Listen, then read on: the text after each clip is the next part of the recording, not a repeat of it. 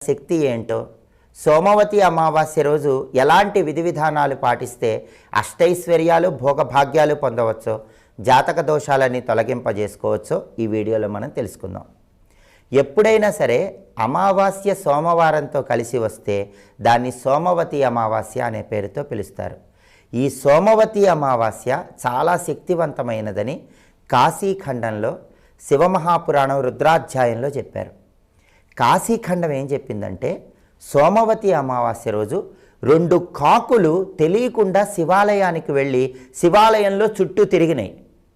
తర్వాతి జన్మలో ఆ 2 కాకులు కూడా శివుడి ప్రమద గణాలలో స్థానాన్ని సంపాదించుకున్నాయని కాశీఖండంలో చెప్పారు.